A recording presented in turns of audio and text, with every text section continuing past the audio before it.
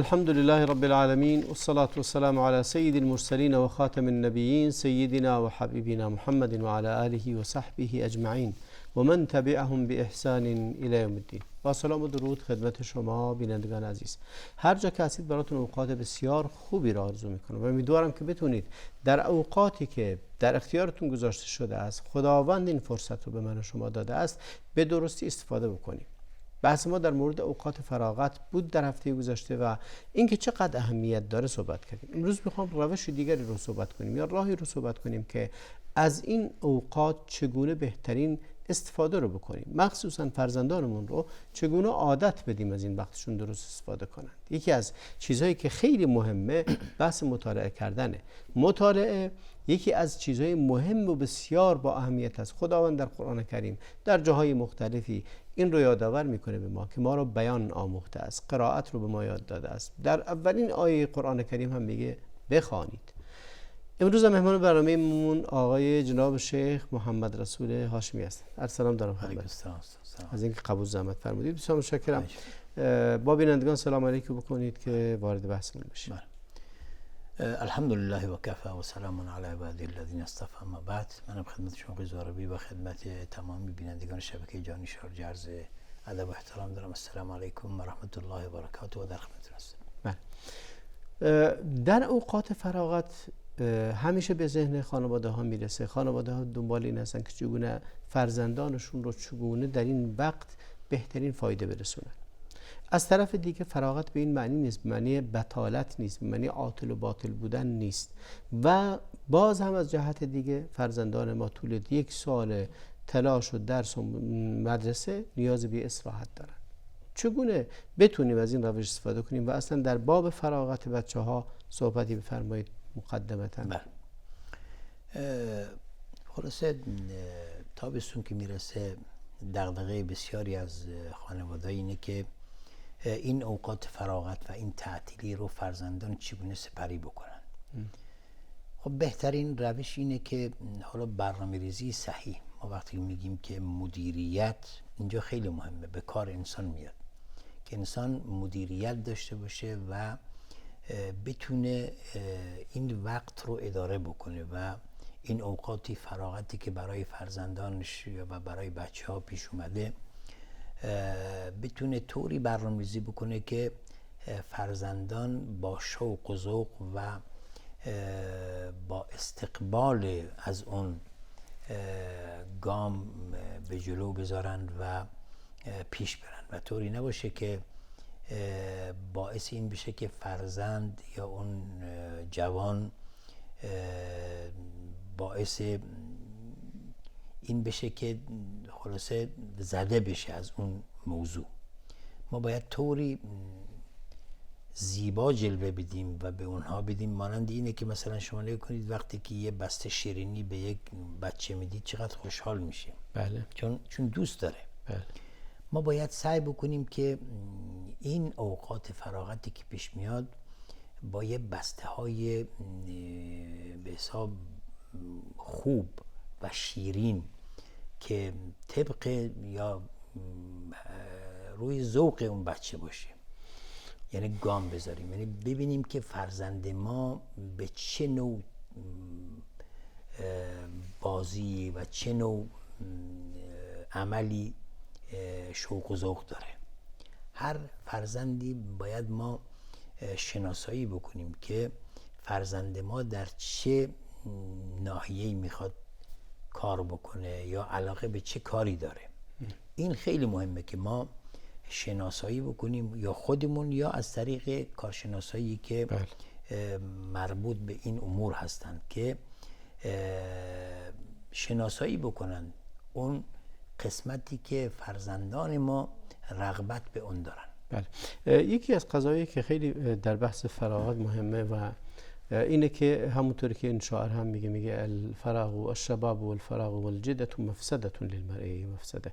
اگه این سه تا با هم جمع بشن واقعا مفسده رو ایجاد میکنن و اگه این در حالی است که مدیریت نباشه، برنامه‌ای وجود نداشته باشه، اینکه کسی فراغت داره یعنی مسئولیتی الان نداره، بعد جوان هم هست، انرژی زیاد داره، از لحاظ همه قوای بدنیش وجود داره، از لحاظ جسمی، از لحاظ جنسی، از لحاظ خلاص فکری، همه اینها هست.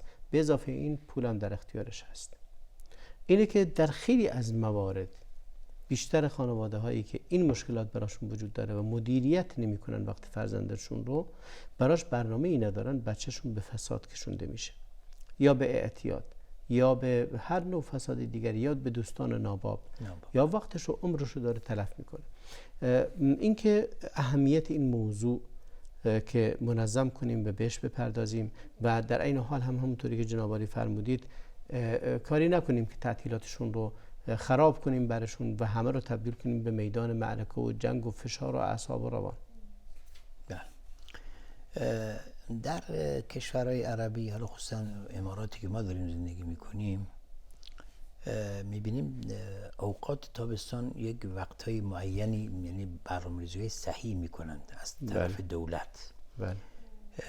و یک برنامه‌ریزی میکنن مانند گذاشتن کلاس‌های قرآن برای فرزندان، گذاشتن کلاس‌های شنا، آموزش دادن کاراته برای فرزندان، ورزش عموما. بله. نگاه کنید، یا بعضی وقتا میذارن برای کسانی که خورده بزرگتر هستن، اونها رو میبرن به سر کار برای تجربه کسب کردن. مثلا میبرن به بعضی از مؤسساتی که هست، اونها رو کار میدن، یک ماه دوره آموزشی. بله، دوره آموزشی میبینن. این به نظر من خیلی کار بسیار جالب و کار بسیار خوبی است که باعث تشویق اون فرزند میشه. خب وقتی که یک نوجوان احساس میکنه که بهش یعنی اهمیت دادن، یه نوع مسئولیت بهش دادن، خب این خودش باعث میشه که با شوق و ذوق خاصی بره کار بکنه و عمل بکنه. و ما میبینیم که الان مثلا در این کشور خیلی از مدیران جوان هستند، جوانگرا هستند و جوان هستند و سر کار هستند و خیلی موفق هستند، در تمام امورات موفق هستند. پس ما باید این فرصت رو به جوانانمون بدیم، جوانگرا باشیم، نه اینکه فقط از روی حالا مسائلی باشه که حالا پارتی بازی بکنیم یا اینکه بخوایم خدا نکرده کاری بکنیم که اینگونه باشه. نه، ما باید به جوان و قشر جوان این فرصت رو بدیم که خودشون نشون بدن، اونها رو راهنمایی بکنیم. نگاه در زمان رسول الله صلی الله علیه و سلم میبینیم که رسول الله صلی الله علیه و سلم سرپرست و فرماندهی یک ارتش بزرگ رو به یکی از جوانان دادن که به نام اسامه بن زید. ممکنه اون شخص 14 یا 15 سال بیشتر نداشته، ولی فرماندهی یک ارتش که ابوبکر و عمر و حضرت علی و عثمان اینا درش بودن به این شخص واگذار کرده. پس ما باید طوری باشیم که رسول الله صلی الله علیه و سلم چگونه جوانان رو شرکت میدادن، چگونه به اونها اهمیت میدادن. ما باید جوان رو اینگونه اهمیت بهش بدیم، یعنی فقط این نباشه که ما همه سرکوب بزنیم به جوان، یعنی هر کاری کرد ایراد بگیریم. نه، ما باید طوری باشه که تشویق کنیم. حالا اگرم اشتباه کرد، اگرم کارش نادرست بود، ولی اونو تشویق کنیم که بتونه جبران بکنه، نه اینکه هی تو سرش بزنیم. خب وقتی که تو سری خورد دیگه هیچ دستگیرش نمیشه، دیگه سرفکنده میشه. پس ما باید طوری باشه که جوانانمون رو تشویق بکنیم به این کار. این به نظر من خیلی از مسائل خیلی مهمه.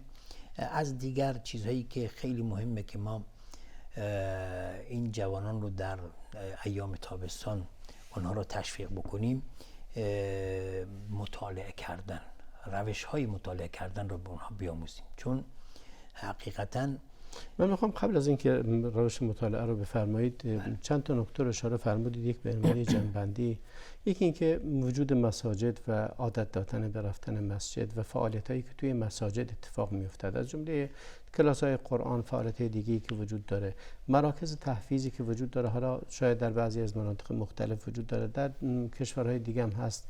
به اضافه اون ورزش، وقتی رو برای ورزش گذاشتن، اینکه مشغول شدن و یعنی فارغ کردن اون انرژی که در بدن یک جوان وجود داره، اینکه خودش رو تخلیه کنه، این هم موضوع دیگری است که برای جوانان خیلی مهمه. موضوع بعدی که وجود داره بعضی از فعالیت و نشاط‌های فرهنگی و ثقافی که وجود داره، حالا هر نشاط و فعالیتی که باشه، اینا مجموعی هست. به اضافه این اختصاص دادن به بعضی از فعالیتایی که هر جوانی، هر شخصی در توانش هست. یکی می‌بینی قدرت تحلیل و تجزیه داره، یکی دیگه میخواد تحقیقاتی رو انجام بده. و موضوع دیگری که وجود مسئله سفر هست، چون الان 1 سال رو با انرژی و فعالیت گذروندن، آیا نیاز ندارن به اینکه استراحتی کنن از اون فعالیتی که وجود داشته، از اون اوقات مرتب 9 ماه کامل رو مشغول فعالیت‌های مدرسه و درس و تحصیل بوده، الان نیاز به یه تفریح دارن و تفریح و گشت و گذار در جاهای مختلف، مخصوصا رفتن و دیدن آثار باستانی‌های مختلف، تاریخ کشورهای مختلف و از این قبیل مسائل. برای این هم مسئله بسیار مهمه که یعنی خب در اینجا این هست، یعنی حالا ما در امارات که زندگی میکنیم اینو میبینیم، به وضوح میبینیم که اوقات تعطیلی که میشه بسیاری از خانواده ها میرن سفر و کل خانواده میرن و این مسئله بسیار خوبی است که انسان تغییر هوا دادن و به حساب تغییر مکان و رفتن به جای دیگر و بازدید کردن از مکانهای دیگر و آشنا شدن با فرهنگ‌های مختلف و با اماکن مختلف، این خودش بسیار مسئله مهمه که انسان باعث میشه که هم ذهنش باز بشه، همین که یک خورده استراحتی داشته باشه که بتونه با نیروی بیشتری بیاد و دوباره اون زندگی به حساب قبلیش رو ادامه بده، همون تعلیم و تربیتش رو ادامه بده. این مسائل خیلی مهمه که باعث ایجاد یک نوع علاقه میشه و ارتباط میشه که دوستان جدیدی رو پیدا میکنه و جای دیگری رو میبینه.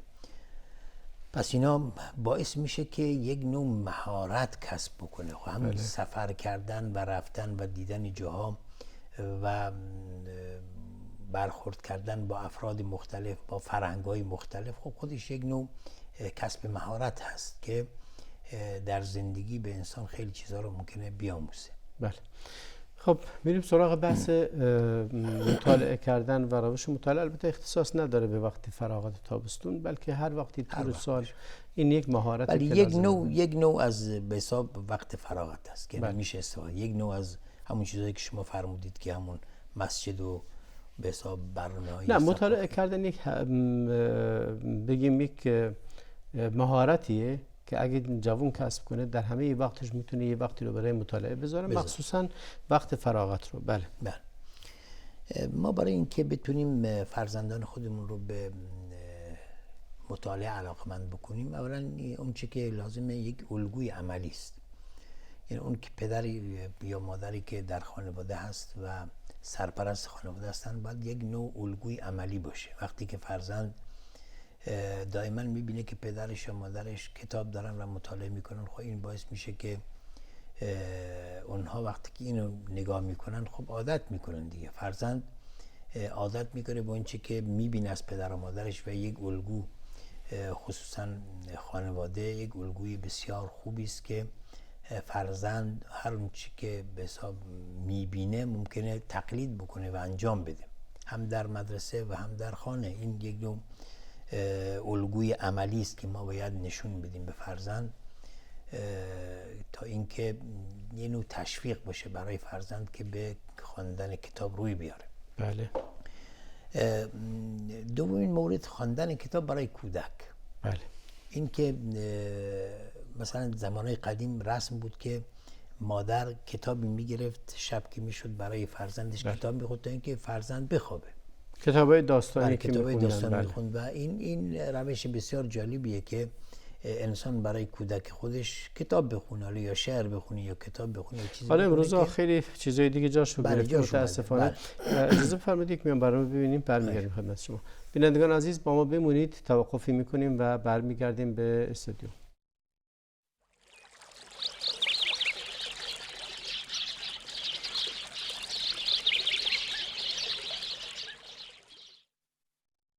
با سلامی دوباره خدمت شما بینندگان عزیز. بحث ما در مورد پر کردن اوقات فراغت هست با کارهای مفید و روش مطالعه یاد دادن به فرزندانمون.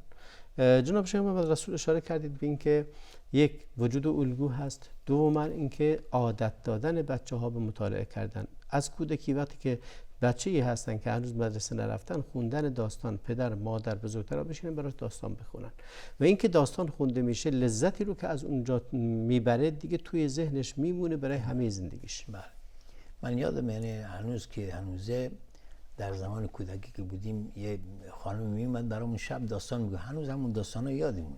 بله. یعنی این خب خیلی تاثیر میذاره روی ذهن فرزند که همیشه براش یه نوع خاطره شیرین میشه. سومین مورد مطالعه و کتاب بخشی از به حساب محیط فرزند باشه. یعنی چه؟ یعنی اینکه ما در اتاق فرزندمون، در کنار فرزندمون بعضی از کتابا رو بذاریم، بعد از کتابای داستان بذاریم اون چی که فرزند ما بهش علاقه داره. مثلا امروزه خیلی از فرزندان مثلا میگه مجله ماجد میخوام، مجله نفهم فلان مجله میخوام، خیلی به اینا علاقه دارن، اونایی که داستانای کودک و اینا نوجوان درش نوشته شده. خب اینا ما یه تعداد کتاب‌های داستان، کتاب‌های به حساب خوندنی بذاریم کنار اون فرزندمون تا اینکه باشه و وقتی که فرزندی مرتب یه چیزی جلوی چشمش میبینه، خب این باعث میشه که تشویق بشه که بگیره لااقل مطالعه بکنه و کم کم تشویق بشه به این مورد. همچنین انسان سعی بکنه که فرزندش رو مرتبط بکنه به یک کتابخونه. مثلا این که انسان فرزندش رو نام‌نویسی بکنه در یک کتابخونه. همین نوشتن نام او در یک کتابخونه خوبه، لااقل هر هفته یک بار یا 2 بار سری بزنه به کتابخونه. این خودش باعث میشه که بچه تشویق بشه به این امر.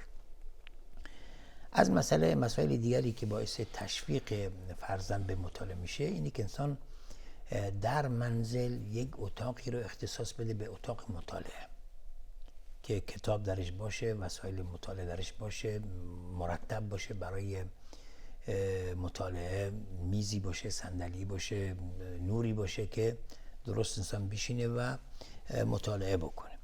همچنین تهیه مجله کودکانه. حالا ما فرزندمون به چی علاقه داره، چه مجله‌ای و چه کتابی علاقه داره، براش مهیا بکنیم. همچنین هنگام خرید کتاب انسان فرزندش رو همراه خودش ببره. مثلا امروزه سال یک بار مثلا در کشور اسلامی سال یک بار معرض کتاب هست. بله.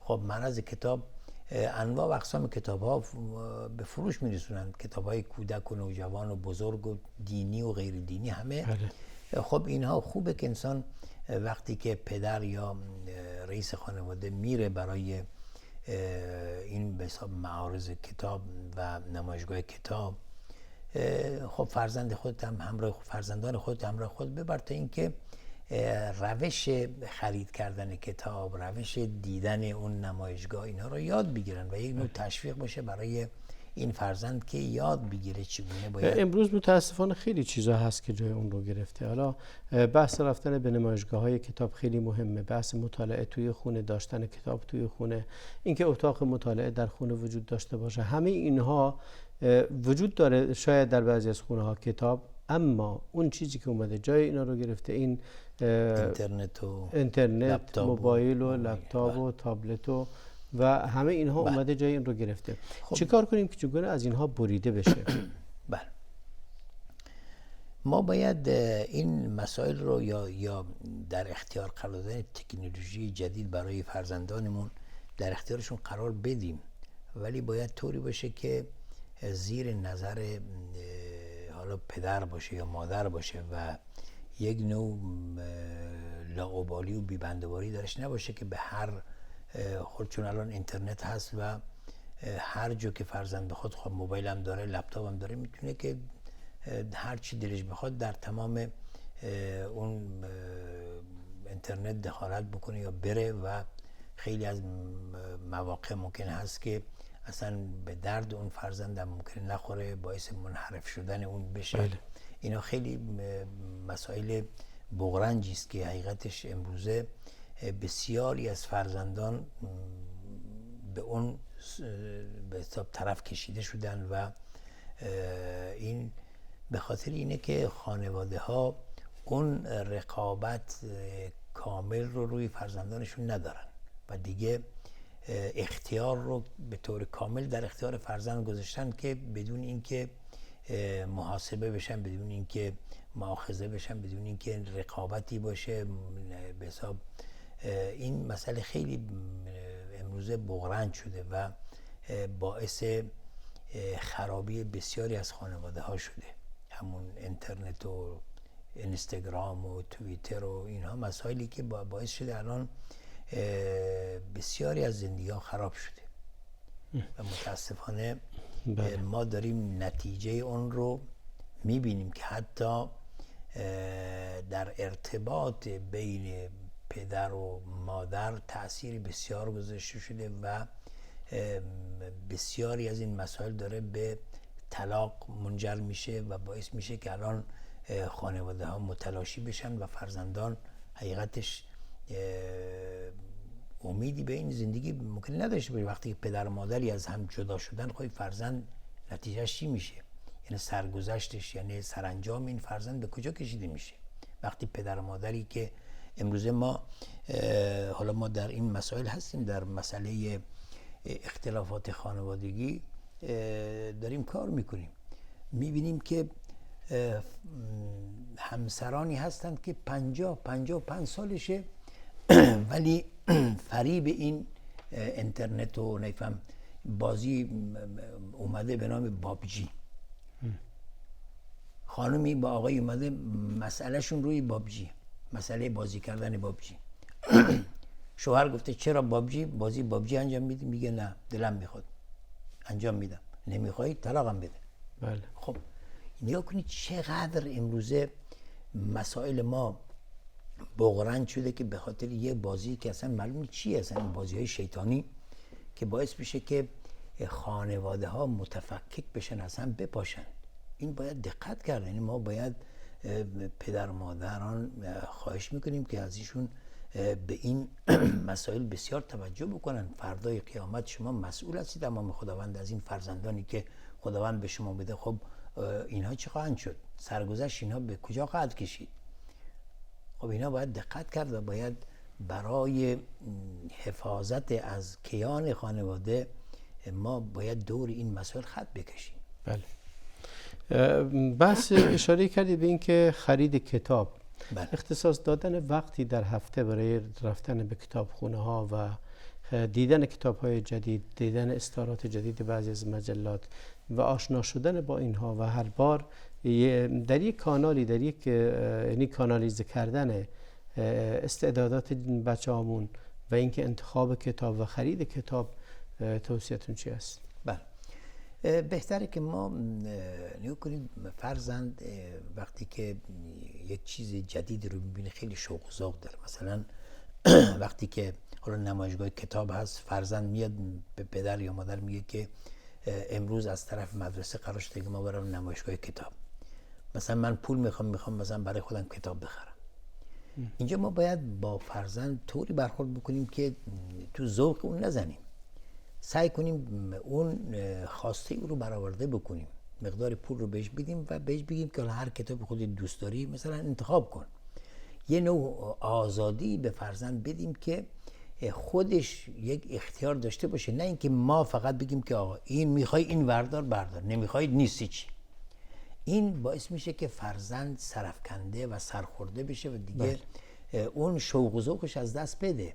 ما باید نهایت سعیمون بکنیم که آزادی به فرزند بدیم، حالا در مطالعه، در هر کاری دیگری، که فرزند اون استعداد شکوفا بشه، نه اینکه ما بزنیم و اون استعداد رو نابود بکنیم. این مسئله بسیار مهمیه که ما باید دقت بکنیم و اختیار رو در اختیار فرزند بذاریم و خودش انتخاب بکنه که چی میخواد. چون اون میخواد مطالعه بکنه، اون میخواد، درسته ممکنه به دردش هم که نخوره، بگو اون چیزی که خودش انتخاب کرده برداره، این اشکالی در اون نیست و این باعث میشه که در آینده ذهنیت این فرزند خیلی شکوفاتر و بهتر بشه.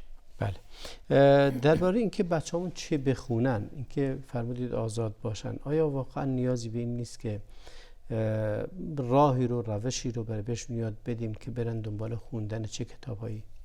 100% اون که مهمه. من نمیگم که دیگه آزادش بذاریم که هرچی دلش میخواد.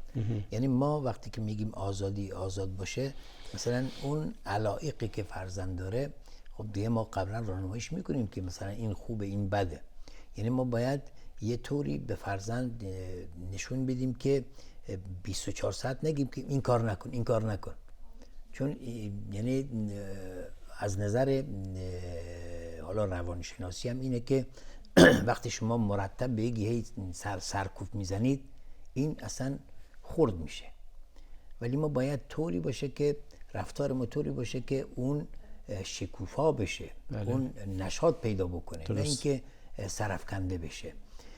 البته راهنمایی خیلی نیازه که باید ما راهنمای فرزند باشیم و بهش بگیم که این مثلا چیز خوبیه، این گونه اگر باشه بهتره. چیزی که امروز خیلی یعنی خیلی کم رنگ در زندگی ما خودمون و بچه هامون مسئله هم موجود مطالعه هست و هم روش مطالعه هست و هم نوشتن هست. قدیما همه میرفتن دوره‌های خطاطی یاد میگرفتن، خطاشون قشنگ بود، انشا یاد میگرفتن که چطوری بنویسن. امروز دانش آموزی دانشجویی دانشگاهشان تمام میکنه نمیتونه یه متن درستی بنویسه، انشای خوبی نداره، املای خوبی نداره، خط کج و کولو خیلی بدی داره. اینه که به این جنبه اصلا اهمیت داده نمیشه. به جای اون امروز مثلا همه چی رو تکنولوژی جاشو گرفته و تایپ میکنه مینویسه و نیازی به خطاطی و خط نداره و حتی روش مطالعه هم بلد نیست یا مطالعه نمیکنه، پراکنده خوندن، هرزه خوندن، از هر دری خوندن باعث میشه به هیچ جا نمیرسه.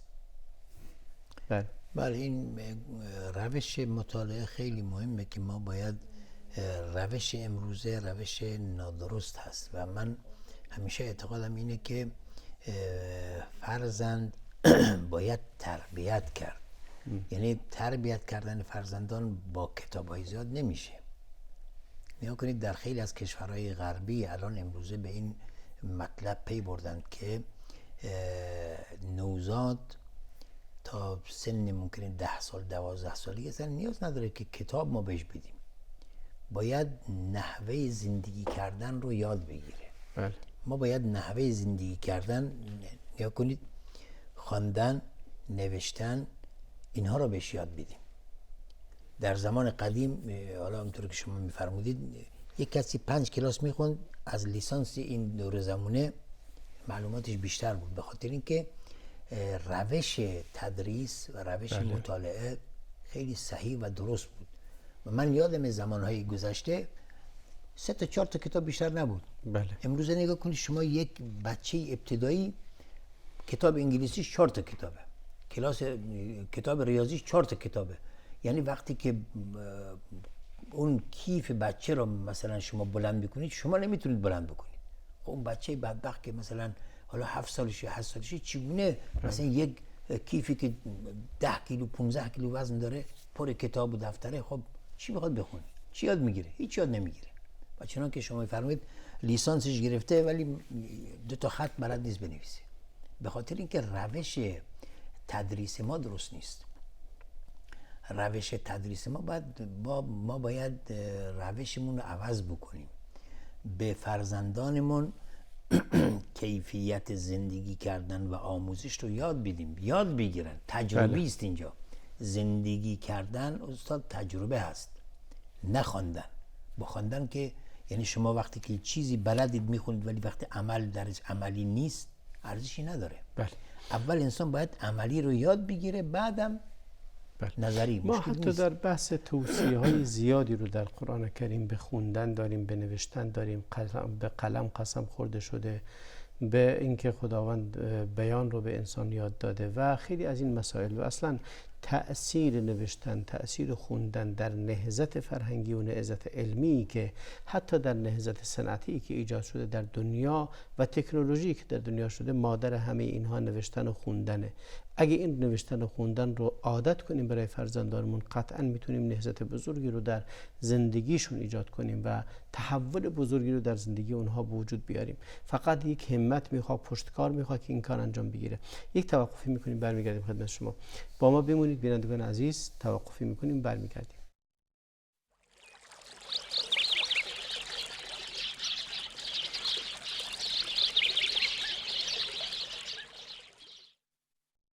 با سلام مجدد خدمت شما بینندگان عزیز. بحث ما در مورد اوقات فراغت و مطالعه است. در بحث این که روش مطالعه، یاد دادن روش مطالعه به فرزندانمون یا اینکه تشویق کردنشون به مطالعه، مطالبی رو در بخش قبلی صحبتامون اشاره فرمودید. مطالب دیگری هست که بچه هامون چگونه آموزش بدیم و اینکه آیا مطالعه رو گام به گام باید شروع کرد یا هر کدوم رو یک کتابی دستشون بدیم بگیم بخونن؟ بله، روش های مختلفی هست. اولا که ما وقتی که کتاب میدیم به فرزند که مطالعه بکنه، سعی بکنیم که درباره اون چی که مطالعه کرده با هم گفتگو بکنیم. گفتگو کردن، مثلا بهش بگیم که خود چه خوندی برای ما بازگو کن، تعریف کن برای من. خب این خودش خیلی در ذهن فرزند تاثیر میذاره که اون چی که خونده دوباره یه بار دیگه تکرار میکنه و در ذهنش خب جا میگیره و یک نوع تشویق از وقتی که پدر میاد به فرزند میگه که بچه عزیزم بیا پیشم، خب چه خوندی برام بگو. خب اینا خیلی تشویق میشه. مثلا شما بچت از مدرسه میاد، بابا بله امروز چی خوندی برام بخون، یا شعری حفظ کردی برام بخون. خب این خیلی باعث میشه که فرزند تشویق بشه که خب میدین یکی داره بهش اهمیت میده. ولی وقتی که مثلا هیچ گونه اهمیتی ندیم، مثلا یه بابا جون، یک خسته نباشید، یک عزیزم، هیچ از زبونمون در نیاد، بله، خب فرزند اصلا اهمیتی نمیده. میگم بابام که هیچ اصلا کاری نداره، مادرم هیچ، منم خودیه، ول کن، اهمیتی نمیده. پس ما باید اهمیت بدیم به فرزندانمون و ادامه بدیم، یعنی دنبال روی اونها باشیم و نگاه کنیم چگونه اونها مطالعه میکنن. همچنین رعایت علاقه فرزند، ما مراعات بکنیم اون علاقه فرزندمون که به چی علاقه داره، یعنی علاقه های او به مطالعه چه کتاب هایی دوست داره، یعنی سعی بکنیم اون رو راهنمایی بکنیم به روش درست و صحیح که باعث شوق و ذوق اون بشه. همچنین تمرین گام به گام در آموزش، این باز خیلی مهمه. آموزش مطالعه فرزند گام به گام بهش یاد بدیم چگونه مطالعه بکنه و چگونه کتاب ها رو بخونه. غنیمت شمردن مناسبت ها. بله. مثلا خب خیلی وقت هست که مناسبت مثلا حج است، مناسبت مثلا رمضان هست، مناسبت عید، اینها رو مثلا کتابایی در این مورد بهشون بدیم که مطالعه بکنن، اهمیت اینها رو بدونن، بخونن. بله. خیلی مهمه. همچنین در مورد اهمیت خواندن و مطالعه کردن کتابایی بهشون بدیم که چقدر مهمه این خواندن و اینها، تا اینکه اونها پی به اهمیت خواندن و اینها و نوشتن پی ببرن. همچنین از دیگر مسائلی که باعث علاقه فرزندان به مطالعه میشه، بازی های خواندنی. انسان مثلا بعضی از بازی هاست که انسان میخونه، برای فرزندش میخونه، این بازی ها رو بخونه که فرزند تشویق بیشتری بشه. باز تعریف و تمجید کردن از کودک هست. این خیلی مهمه که ما اگر فرزندمان اشتباهی کرد، مثلا مطالعه یا طوری مطالعهش اگر نادرست بود یا هر چی بود، ما تو ذوقش نزنیم، تعریف و تمجید ازش بکنیم، برای اون راهنمایی صحیح بکنیم که حالا اگر اینجا اینطوری بود بهتره، بله اینطوری بود بهتره. نگاه کنید این روش خیلی مهمه. در زمان میگه امام حسن و امام حسین دیدن که پیرمردی داره وضو نادرست میگیره، اومدن میخواستن که طوری بکنن که روش صحیح وضو رو به او یاد بدن. میگن با هم خلاصه بحثی کردن، اومدن پیش بینه، گفت که این برادر من اینطوری وضو میگیره، من اینطوری وضو میگیرم، ببینم وضو کدوم درسته. گفت که وضو شما هر دوستاتون درسته، وضوی من نادرسته. نگاه کن این روش خیلی روش زیبایی است که ما سرکوفت نزنیم به فرزند.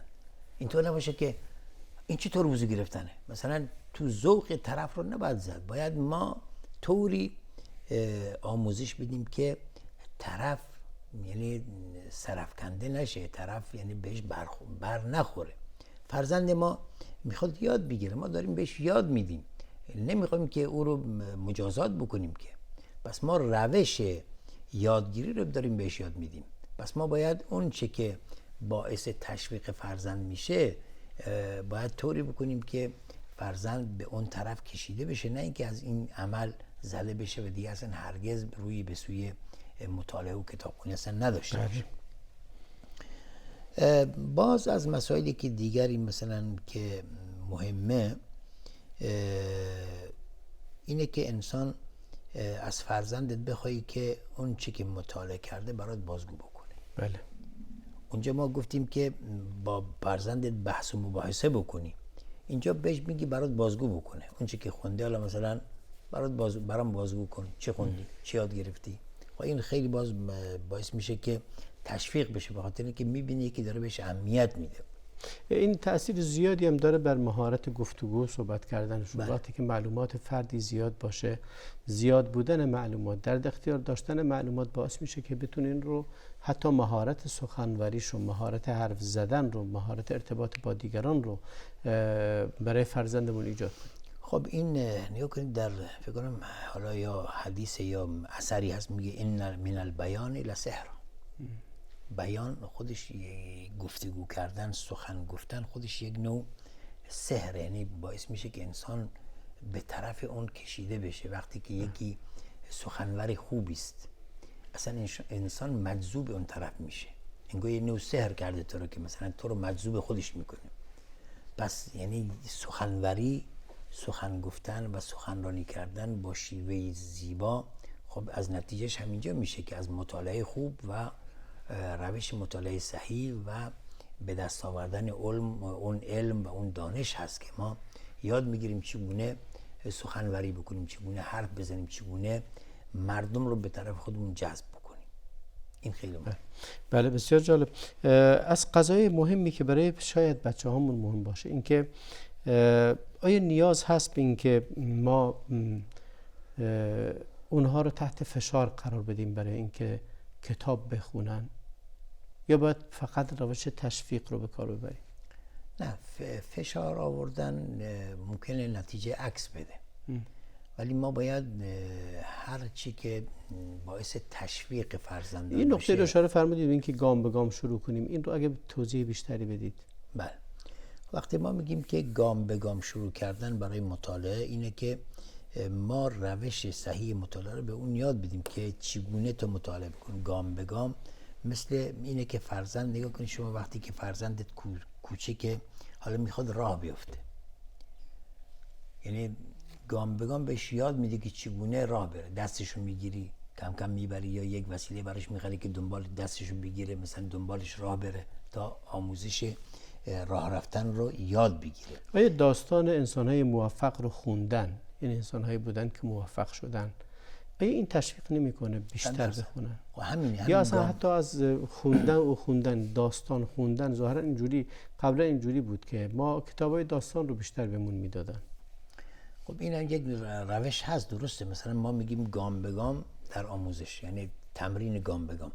یعنی خب این وقتی که شما کتابای داستان میخونید، خب چون غالبا کتابای داستان یک نوع شوق و ذوق انسان بهش دست میده و میخوای که تا آخرش بری و بفهمی که سرنوشت چی شد و سرگذشت داستان چی شد، چون واقعا شیرینه همون داستان ها. و به همین خاطر که ما در قرآن کریم میبینیم بیشتر یعنی قرآن داستان و قصص هست و خداوند این داستان ها را برای ما بیان میکنه تا اینکه ما رو تشویق بکنه به یک نوع زندگی بهتر و یک نوع گرفتن درس از زندگی گذشتگان. پس لفی قصص عبرت لوله، این داستان گفتن ها نیست که یک روشی وجود داره. من رو در تجربه امارات میگم و شارجه هم، شارجه به عنوان مرکز یا پایتخت کتاب جهان شناخته شده امسال، و یک مسابقه گذاشتن، مسابقه کتاب خونی، و نفر اول و دوم و سوم تا دهم رو هم معرفی کردن و جوایزی بهشون دادن. آیا اگه مسابقه گذاشتن بین فرزندان، را اگه تو خونی هر کسی چند تا فرزند دارن، مسابقه بذارن کی کتاب بیشتری میخونه، کی کتابش رو میتونه بیشتر شرح بده، کی میتونه خلاصه نویسی کنه، و این در طول سال اونی که کتاب بیشتر میخونه جایزه و هدیه بیشتری بهش بدیم. بله، این هم یک روشی بسیار جالبی است که خوبه و باعث میشه که فرزندان تشویق بشه. من یادم یک پدری برای فرزندانش جایزه گذاشته بود که ببینم کی حفظ قرآن میکنه، مثلا برای جایزه میذاریم. مثلا ماهیانه گذاشته بود که هر کسی مثلا یک جز حفظ کرد، مثلا این تو این ماه یک جز حفظ کرد فلان جایزه بهش میدیم. یا برای رفتن به نماز صبح مثلا کی مثلا نماز صبح میاد، هر کی بیشتر اومد نماز صبح بیشتری شرکت کرد جایزه بهتری بهش میدیم. خب اینا خیلی تشویق‌های خوبی است که ما میتونیم از این روش استفاده بکنیم و این عمل رو نزد فرزندانمون محبوب بکنیم. بله. چون کار با عادت و انجام دادن باعث میشه که انسان مداومت بورزد. ولی همونطوری که اشاره فرمودید الگو خیلی مهمتر از همه هست. وقتی که پدر و مادر خودشون اهل مطالعه باشن، مطالعه کنن، بخونن، بنویسن. ولی وقتی که میبینید در جمع نشستی، توی این جمع خانواده پدر مادر همه هر کدوم یک گوشی موبایل دستشون گرفتن و مشغولن، یا چت میکنن یا مینویسن یا حتی امکان داره بخونن واقعا، ولی خب فرزندم عادت میکنه به اون کتاب رو کمتر حضور پیدا میکنه. خیلی مواقع است که تو خونه شاید یکی از افراد خانواده اهل کتاب و مطالعه است، مرد خانواده اهل کتاب و مطالعه است، زن یکی از درگیریاش با همسرش اینه که کتاب زیاد میاری تو خونه، همه جا رو اشغال کرده، همه جا رو پر کرده، همه جا رو گرفته و این تفاوت فرهنگی بین زن و مرد، بین زن و شوهر باعث میشه که فرزند هم درگیر این قضیه بشه. 100% همینه. ولی ما امروزه به قولن تکنولوژی جدیدی که اومده، حالا بیشتر ما اینطور شده دیگه، کتاب اینا نداریم دیگه. زمان قدیم یک مکتبه داشتیم، کتابخونه داشتیم، تمام کتابای دینی بود و حالا غیر دینی هم بود، کتاب برمی داشتیم مطالعه میکردی. حالا نه، حالا فقط اینترنت هست و فوراً لپتاپت باز میکنی، تمام کتابای حدیث و قرآن و تفسیر و همه درش هست، میزنی یک دکمه میزنی همه میاد دیگه. خودمونم که شده دیگه الان با کتاب خیلی مهم مطالعه است. ببینیم که البته خب برکتی که در کتاب وجود داره، برکتی که چون الان نگاه کنید ما وقتی که کتاب باشه فقط اون علمی که هست در این نوشته شده، ولی وقتی لپتاپ باشه خب خدای نکرده دکمه میزنه یک مسئله دیگه میاد یا یه جایی میاد که ممکنه فرزند رو به اون طرف سوق بده و این مشکل ساز اینجاست که یعنی مثل یک جاییه که چند تا دروازه داره، اگر دروازه بدی رو باز کردی ممکنه تو چاله بیفتی. مثل یک خونه یک چند تا دروازه داره، یک چند تا دروازهش از این دروازه ها به چاله ها مثلا یا به چاهایی منجر میشه که انسان درش سقوط بکنه.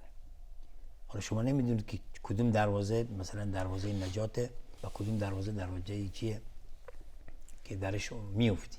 اینترنت امروز اینطور شده. دغدغه خانواده ها خیلی مهمه. یعنی خیلی مواقع شما در خانواده که دغدغه اونها مده، وقتی که حرفی میشه بین افراد خانواده همه دارن از مد حرف میزنن. دغدغه خانواده ها لوازم آرایشه، دغدغه خانواده ها لباس های جدیده، دغدغه خانواده داشتن ماشین مدل بالا و خونه و پول و مصرف کردن، دغدغهشون رفتن به بیرون و گشتنه. مهم اینه که دغدغه این خانواده چیه. اگه واقعا دغدغه اونها یا اصلا حرف و حدیثی که غالب ترین هست بیشتر از بین بزرگترها منتقل میشه به کوچکترها هم. اگه حرف و حدیث در مورد معلوماته، در مورد علم، در مورد یا مثلا گوش دادن به کسی است که علم بیشتری داره، احترام اون بیشتر بالاتره، اون خانواده‌تون موافقه. اما وقتی که دغدغه چیز دیگری شد، شما اگه میخوای بری بیرون، خب پدر این ماشین رو کی میخری، اون نمیدونم خونه رو کی میخری، این لوازم فلان رو کی میخری، اون همه در فکر مواضع دیگه. اما اونی که درش علم اهمیت داره، کی بریم کتاب خونه، کی کتاب بخریم، یا سوال هایی که میشه، حرفایی که رد و بدل میشه برمیگرده به این موضوع. ما به انتهای برنامه رسیدیم، یک دقیقه بیشتر وقت نداریم. بله خواهش. خب اینی که امروزه ما باید به فکر روش صحیح تربیت فرزند باشیم. بسیار متشکرم. بله، کلاس‌های قرآن، کلاس‌های روش تربیت صحیح نقطه پایان و آغاز صحبت ما هست و از هر جا شروع کنیم مهم تربیت. از حضور شما بسیار متشکرم جناب شیخ محمد رسول. از شما بینندگان عزیز تا این لحظه با ما بودید بسیار متشکرم. نقطه اول و آخر ما این هست که درست تربیت کنیم که فرزندانمون صاحب علم بشن، صاحب فضل بشن. تا برنامه دیگر، وقتی دیگر، همه شما را به خدای بزرگ میسپارم. صلی الله و بارک علی نبینا محمد و علی آله و صحبه اجمعین.